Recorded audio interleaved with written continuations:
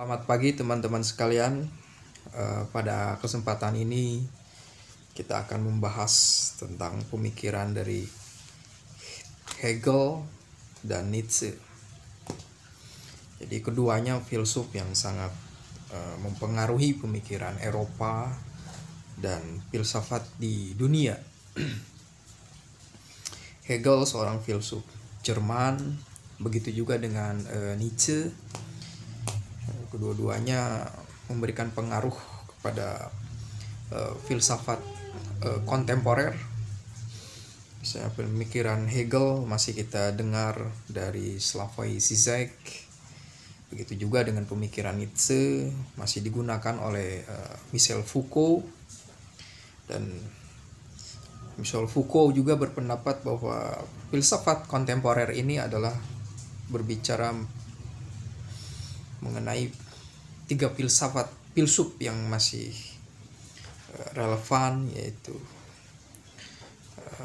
Nietzsche, Marx, dan Sigmund Freud. Kita akan mulai dari Hegel, seorang filsuf yang dianggap puncak pemikir idealisme. Jadi realitas bagi Hegel itu adalah perubahan. Segala sesuatunya itu berubah. Karena ada suatu perubahan, maka di sana ada gerak. Suatu gerakan yang menyebabkan terjadinya perubahan waktu. Sehingga Hegel menulis tentang sejarah. Jadi realitas itu berubah, menjelaskan bahwa manusia hidup di dalam ruang dan waktu yang berubah. Manusia mengalami suatu evolusi. Dan evolusi bagi Hegel itu adalah berbicara mengenai realisasi kebebasan. Nanti dikaitkan dengan bahwa roh absolut itu, perjalanan ruang dan waktu itu adalah realisasi dari roh absolut. Sebagaimana pemikiran pendahulu yaitu Heraklitos, segala sesuatu itu adalah becoming, menjadi, gitu kan. Kita tidak pernah menginjak air yang sama ketika kita di suatu sungai, gitu kan. Fantarei, segala sesuatu adalah berubah. Sehingga Hegel menciptakan suatu sistem pemikiran yang disebut dengan dialektika. Hadirnya satu tesis dan akan hadirnya juga antitesis. Kemudian lahirlah sintesa. Sintesa adalah suatu proses kebaruan, gitu kan, kemenjadian.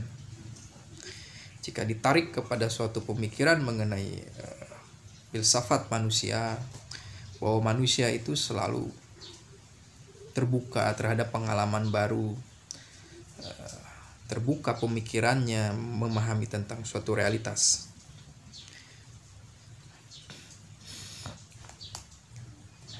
Bagi Hegel, berbeda dengan Kant yang menyatakan bahwa, bagi Immanuel Kant, bahwa pemikiran kita itu hanya bisa mengenali sesuatu yang bersifat fenomena. Atau fenomena itu adalah gejala penampakan di dalam kesadaran, persepsi, indrawi.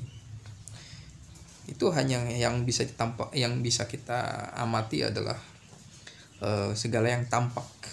Ada sesuatu yang tidak bisa kita pahami mengenai sesuatu pada dirinya sendiri, itu masuk kepada suatu wilayah noumena. Dan itu sesuatu yang das Ding an sich, itu menjadi suatu batasan pengetahuan manusia. Si subjek itu mengalami suatu batasan untuk memahami suatu pengetahuan mengenai dirinya sendiri, yaitu pengetahuan ketika pengetahuan yang melampaui sesuatu yang fenomenal.